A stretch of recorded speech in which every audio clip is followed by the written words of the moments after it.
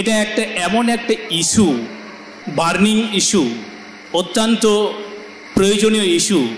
তা সত্ত্বেও অন্যান্য সংগঠন নিজের জায়গায় থেকে অনেক গুরুত্বপূর্ণ কাজ করে থাকলেও কোথাও যেন এই একটা ইস্যুটাকে হালকাভাবে নিয়েছিলেন। পরিষ্কার করে বললে বলা যায়, সংরক্ষণ আমাদের ভিক্ষা নয়, সাংবিধানিক অধিকার। সংবিধানে লেখা থাকলেই হয় না, সেটা যেন অনেকটা দেখতে সৌন্দর্যের মতো, কিন্তু সরকারিভাবে উপযুক্ত জায়গায় সেটাকে যদি বাস্তবায়িত না করা যায়, তাহলে সেটা শুধুমাত্র টেবিল সাজানো ফুলদানির মতো। আমরা যতই এটা কার সাথে মেশাকার রহ বন্ধুত্ব যাহা তিনি কি হুকান মেনখান কোথাও যেন মিটেন বিভেদ অনিহা জাতির প্রতি নোয়া দ চরমভাবে মেনা আবু পশ্চিম বাংলার রহ বিহার উত্তরপ্রদেশ কথা বললেই না। তিহিন যদি নোয়া তাহে না তাহলে খান অবশ্যই সংরক্ষণ তাহে না। সংরক্ষণ বিরোধী মিটেন সংগঠন মেনা যাহাই দ সংরক্ষণ তুলেও লगिते उन्धुमको छुटो आकाना। Welcome back to Santhali Thought. বিস্তারিত আলোচনা শুনলাম আমাদের পশ্চিমবঙ্গ আদিবাসী কল্যাণ সমিতি সূত্রের সেক্রেটারি প্রচুর তথ্যমূলক এবং প্রচুর প্রশ্ন আমাদের সামনে তুলে ধরলেন।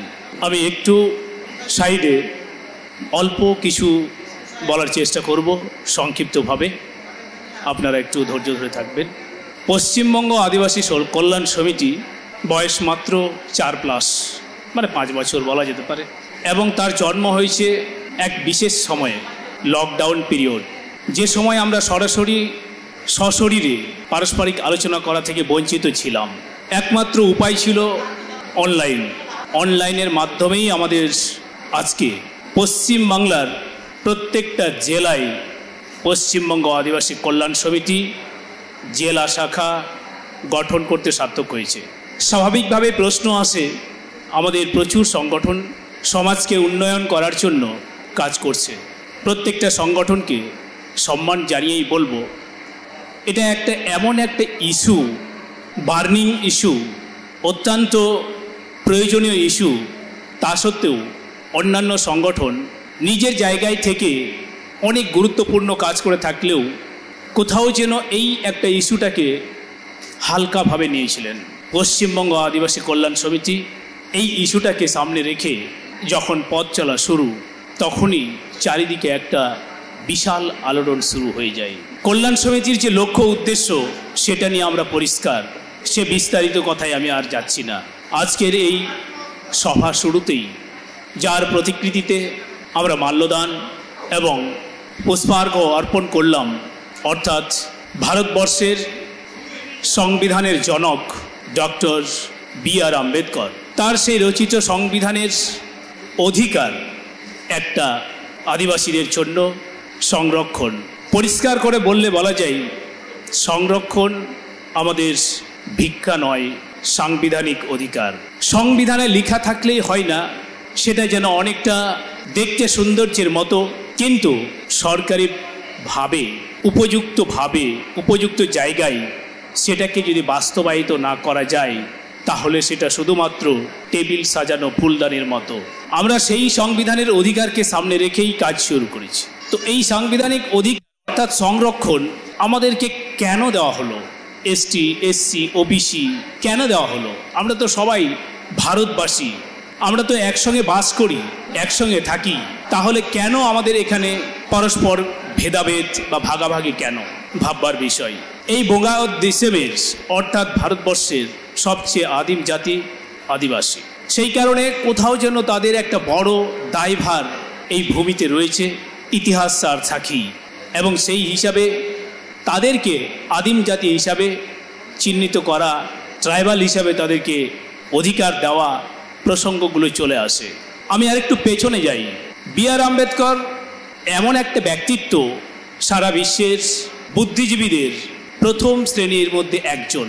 তিনি কেন এই সংরক্ষণের কথা ভাবলেন, তার বায়োগ্রাফি যদি আমরা স্টাডি করি, আমরা অবশ্যই সেখানে জানতে পারবো কোন পরিস্থিতিতে কেন তিনি এই সংরক্ষণের কথা মাথায় এনেছিলেন।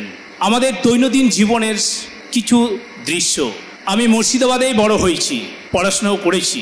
যে স্কুল থেকে পড়াশোনা করেছিলাম সেই স্কুলের প্রধান শিক্ষক মহাশয় মাঝে মধ্যেই আমাকে রেশন আনতে পাঠাতেন। যথারীতি আমি একদিন ওনার বাড়িতে গিয়ে রেশন আনার জন্য রেশন কার্ড, তেল নেওয়ার জন্য 5 লিটারের ঢপ পয়সা আনতে চাই। ওনার বিশেষ সামনের যে বারান্দা, সেই বারান্দায় সাইকেলের চাবি, পয়সা, রেশন কার্ড রেখে দিলেন আর বললেন যে এটা নিয়ে যা। একটু পরেই ঘর থেকে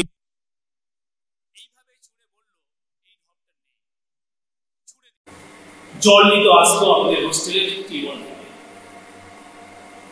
সে সময় আমরা যখন জল খেতে বা সেটাকে ব্যবহার করতে যেতাম, তখন তারা কলসির জল দিয়ে, বালতির জল দিয়ে সেই টিউবওয়েলকে এবং সেই প্ল্যাটফর্মটাকে সুন্দর করে ধুয়ে দিত। হাতে ঘা লাগতো, কষ্ট পেতাম, কিন্তু দমকের বস্তু কখনোই ছিলাম না। যখনই এমন কেস হতো সঙ্গে সঙ্গে গিয়ে পাটা বাড়িয়ে সেই পাটা তলের উপরে পাটা রেখে দিতাম, বদমাশি করে। আবার সেই মহিলা জল নিয়ে আবার সেই কলটাকে ধুয়ে দিত, হট করে গিয়ে কলটাকে ছুঁয়ে দিতাম। এরকম বদমাশি করেছি। কেন?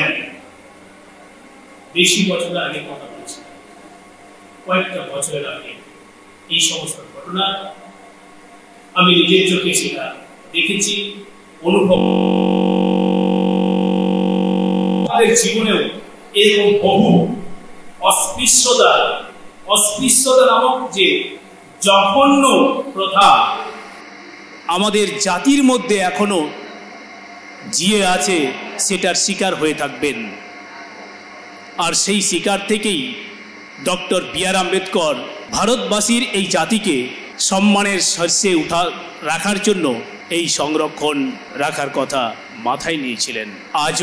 আজও সময় অনেক পাল্টে গেছে, অনেক পরিবর্তন হয়েছে, রাজ্যের দেশের প্রচুর উন্নতি হয়েছে, কিন্তু কোথাও যেন এখনো এই আদিবাসীদের প্রতি অনীহা, আদিবাসীদের প্রতি অস্পৃশ্যতা ভাবনা, ছোট জাত ভাবনা এখনো যথেষ্ট রয়েছে। বছর 2 আগে পলসন্ডার মোড়ে আমি এসেছিলাম, পুরনো এক বন্ধুর সঙ্গে দেখা। আরে কেমন আছিস? ভালো আছি। কোথায় থাকিস? রায়গঞ্জে থাকি।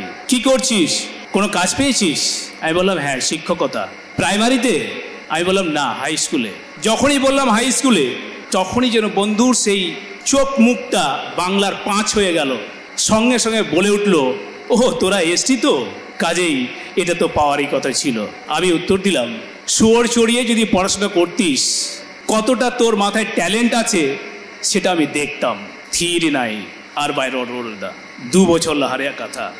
আমার বিশ্বাস আমরা যতই এটা কার সাথে ওর মেশাকার রহ বন্ধুত্ব যাহা তিনে কি হুয়ুক কান, মেনখান কোথাও যেন মিটটেন বিভেদ অনীহা জাতির প্রতি নোয়া ᱫᱚ চরমভাবে মেনা আবু পশ্চিম বাংলার হো, বিহার উত্তরপ্রদেশ ᱨᱮᱭᱟᱜ কথা বললেই না। তিহিন যদি নোয়া তাহেনা তাহলে খান অবশ্যই সংরক্ষণ তাহেনা। সংরক্ষণ বিরোধী মিটেন সংগঠন মেনা যাহাই ᱫᱚ সংরক্ষণ তুলেও লगिते উন্ধুম কো ছুটেও আকানা। আবরেন কিছু কিছু মেন গিয়া সংরক্ষণ জরুর বনুয়া, আমরা সবাই এক মিট সাথে আবো তাহেন রেয়াক কথা। সংবিধান তো রচিত 30 হইলে না 1950 সাল রে। আজকে কিসের চিত দরকার? 10 বছর পরে তো সেটা উঠে যাওয়ার কথা, নোয়া কথা রাখাবো। কিন্তু সেই ক্রাইটেরিয়া কি আজকে মেনশন হয়েছে? যে ক্রাইটেরিয়ার ভিত্তিতে সংবিধান রচিত হয়েছিল এবং বলা হয়েছিল 10 বছর পর এটা আর থাকবে না, সংরক্ষণ তুলে দেওয়া হবে, সেই ক্রাইটেরিয়া কি মেনশন হয়েছে? মোটেও না। সেই কারণেই আমরা যে অধিকারটা আছে সেটা অন্তত আমরা ঠিকভাবে সঠিক সময়ে আমরা যাতে গ্রহণ করতে পারি, কাজে লাগাতে পারি, সেই চেষ্টা আমাদের করা উচিত, সেই ভাবনা আমাদের করা উচিত। হয়তো বা ভবিষ্যতে এই অধিকার আমাদের থাকবে না, যতদিন থাকবে, যত বছর আছে, অন্তত সেটাকে কাজে লাগিয়ে আমরা একটা কম্পিটিশন অর্থাৎ প্রতিযোগিতার জায়গায় যাতে আমরা দাঁড়াতে পারি, সেই মানসিকতা নিয়ে আমাদের এগোনো প্রয়োজন। যাক, এই ভাবনাটা আমি পার্সাল বাবুর সঙ্গে সহমত পোষণ করে বলছি। আমরা যারা এখানে উপস্থিত হয়েছি, শুধুমাত্র আমরাই নই, প্রত্যেকটা জানি সাংগঠনিক অনেক সমস্যা, অর্থাৎ আমরা যারা কাজ করছি, আমরা যারা সক্রিয় হয়ে থাকি, তারাই সব জায়গায় সবসময় দৌড়ে বেড়ায়। একটা শ্রেণীর মানুষ তারা চুক্তি করে থাকে, যাহা তো তাঁড়া আকু, অর্থাৎ হায়না লেখা, হাডগার লেখা, বাঘ শিকার ধরলেই হায়না চলে আসবে ভাগটা বসাবার জন্য। আমাদের শ্রেণীতেও এরকম কিছু শ্রেণীর মানুষ অবশ্যই আছে। তোমরা লড়ো ভাই, অধিকারটা বাঁচিয়ে রাখো, তোমরা তো নেতৃত্ব, তোমাদেরই তো দায়িত্ব, তোমরাই তো করবে, আমরা যাব খাবের ভাগ বসাতে। যাই হোক, সেই সমস্ত মানুষের কাছেও আমাদের দৃষ্টিভঙ্গি, আমাদের চিন্তা আরও পরিষ্কার থেকে পরিষ্কার করা প্রয়োজন। তাদের কাছে পৌঁছানো দরকার, আন্তরিকতার সঙ্গে সুসম্পর্কের মাধ্যমে তাদেরকে কাছে টানা প্রয়োজন। যে কোনো কারণেই হোক, যে কোনোভাবেই হোক, আজকে আমরা বিভিন্নভাবে বিভিন্ন বিষয় দ্বারা আমরা বিভিন্নভাবে নিজেরা প্রভাবিত হচ্ছি, নিজেরটা ভুলে যাচ্ছি। কাজেই আমাদের চিন্তা ভাবনাটা আরও স্ট্রং করতে হবে, আরও শক্তিশালী মানসিকতা নিয়ে আমাদের কাজ করতে হবে। অর্থাৎ অধৈর্য হয়ে পড়লে হবে না, প্রত্যেকের কাছে পৌঁছাতে হবে আমাদের দিক দিশা, আমাদের চিন্তা ভাবনা তাদেরকে বোঝাবার চেষ্টা করতে হবে। সেই সঙ্গে অবশ্যই বলবো, আজকে যারা আমরা এখানে উপস্থিত হয়েছি, আমাদের এই আলোচনাগুলো প্রত্যেকটা পরিবারে, প্রত্যেকটা ঘরোয়ায় সেটা যেন আলোচনা হয়। অর্থাৎ আমাদের ভবিষ্যৎ প্রজন্ম, আমাদের ছেলে মেয়ে, আমাদের স্টুডেন্ট যারা, তাদের কাছেও যেন বিষয়টা ক্লিয়ার থাকে। এই বিষয়ে আমাদের সজাগ থাকতে হবে, কারণ সুযোগ্য পরিচালক, নেতৃত্ব, ভবিষ্যৎ যদি আমরা না করতে পারি, কয়েক বছরের মধ্যে পাহাড় সমান সংগঠনও ধসে পড়ে যেতে পারে। যাই হোক, আমি বেশি কিছু বলতে চাইছি না, অনেক সময় চলে গেছে।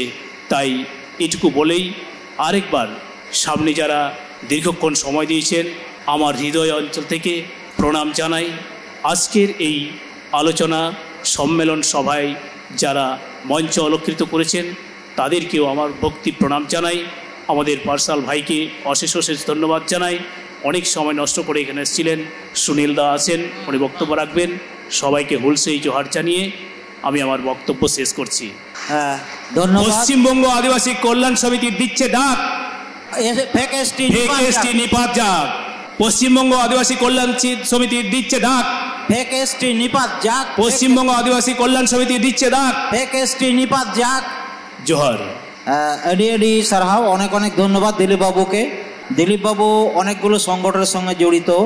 নর্থ বেঙ্গলে আমাদের আদিবাসী কল্যাণ সমিতির দায়ভার ওনার উপরে। রাইটার্স অ্যাসোসিয়েশন, সেটা থেকে উনি প্রতিনিধিত্ব করেন।